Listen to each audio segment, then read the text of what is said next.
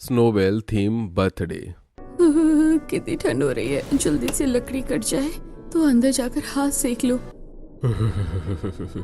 देख कितना कोहरा हो रहा है और तू बाहर लकड़ी काट रही है। ये काम तू मुझसे भी तो बोल सकती थी। चल अंदर जा। आप फिक्र मत करो बाबा, मैं कर लूंगी। अरे तुम लोग लकड़ी अंदर कब लेकर आओगे? चाय बनाने को बैठी हूँ मैं। अरे ला रहे हैं भाग्यवान, शांत रहो।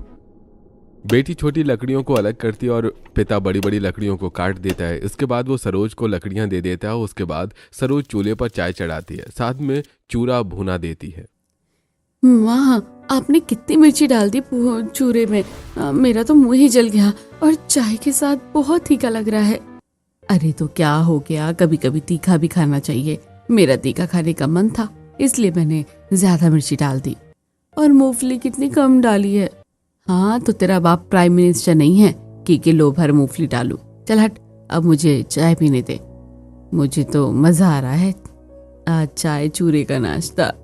अरे सच बोलूं तो तीखा लगते लगते ही मजा आ रहा है खाकर। मुझे तो टेंशन होती है, इसकी शादी के लिए लड़का नहीं मिला, कहीं इसकी शादी हुई नहीं तो, क्योंकि हमारे पास तो इसकी शादी के लिए दहेज भी नहीं है।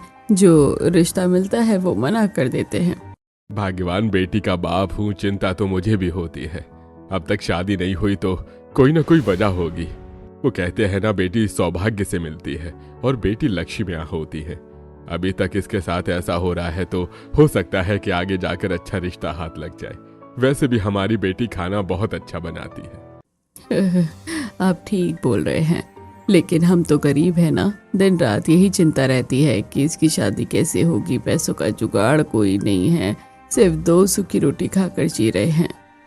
क्या माँ बाबा, जब आप ठीक ठाक होते हो ना, न जाने कहाँ से मेरी शादी की बात शुरू कर देते हो। शादी करना जरूरी है क्या? मुझे तो कोई शादी नहीं करनी। मैं आप दोनों के साथ रहूंगी, वरना मेरे जाने के बाद आपका ख्याल कौन रखेगा? चुप कर, तू जवान बेटी घर में रहे तो लोग बातें बनाने लगते हैं। ओहो बाबा, 10 बज गए, मुझे जाना होगा। आपको पता है ना कितनी बड़ी पार्टी है। मीनाक्षी आंटी अपनी बेटी के बर्थडे को बहुत बड़ा बनाना चाहती है, लेकिन उन्होंने आसपास के कैटरिंग वालों का खाना खाया तो उन्हें पसंद नहीं आया। फिर हमारी पड़ोसन ने उन्हें मेरा नाम बता दिया, तो मुझे वहाँ पर खाना बनाने जाना है। हाँ हाँ, हमें सब पता है। तेरी इसी गुण की वजह से आज तुझे इतनी बड़ी पार्टी में खाना बनाने का मौका जो मिला है। उन्होंने आपको भी बुलाया था, 2 बजे पार्टी होगी तो आ जाना। अरे हम गरीब हैं, इतने बड़े अमीर लोगों के बीच में क्या करेंगे? जहाँ तू खाना बना रही होगी हम वहाँ खड़े हो जाएंगे बस। ठीक है बाबा। बाहर बहुत घना कोहरा था। सलोनी स्वेटर शॉल ओढ़कर हवेली पहुंचने के लिए निकल जाती है। कांपते कांपते वो हवेली पहुंचती है, जिस हवेली को डेकोरेटर ने स्नोबेल थीम पर बहुत सुंदर सजाया था। फ्रोजन बार्बी डॉल बैकग्राउंड था, सुंदर पहन और लाइट से सजाया हुआ था। तैयारी अभी भी चल रही थी, कुछ लोग फूलों को लगा रहे थे। ये देखकर सलोनी की आंखें भर आती हैं।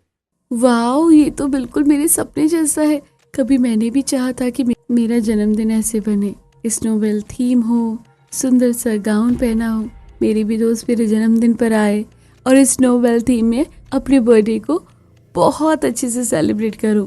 लेकिन माँ देखो ना, मेरी फ्रेंड साक्षी के बर्थडे पर स्नोबेल थीम की बर्थडे पार्टी हो रही है। मुझे भी ऐसे बर्थडे पार्टी पर कपड़े कब दिलाओगे? और केक भी ऐसा ही चाहिए। बेटा तुझे तो पता है कि हालात क्या है। माँ एक बार आपने मेरा जन्मदिन कभी भी नहीं मनाया, बस हमेशा सूजी का हलवा खिला देते हो ठंड में जमा कर, लेकिन जब मनाओ तो ऐसा ही